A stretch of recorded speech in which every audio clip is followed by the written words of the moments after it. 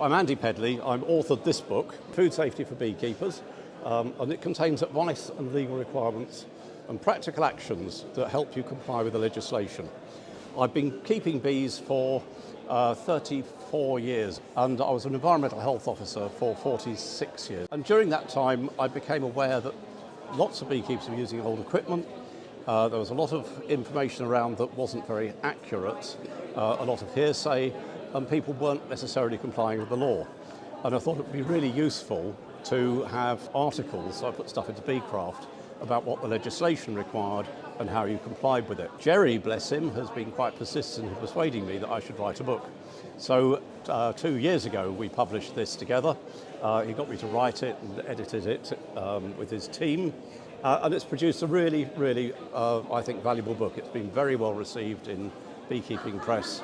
And when I do talks and so on, people receive the talks very well. It's very interesting. And it's always very positive. Thank you for letting me know what I need to do to comply with the legislation. This puts me in a much better position. And something that beekeepers forget is that they are actually food businesses. If they sell honey, they become a food business. So they need to know what the law requires. They need to know how they comply with that legislation. This will help you.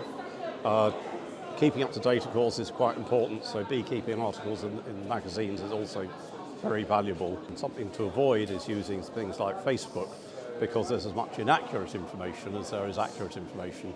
This contains information which is referenced, accurate, and I completely stand by it. So I think it's a good source, a really good reference book for you to use if you're thinking of producing honey or other products for sale. It really is essential, I would have said.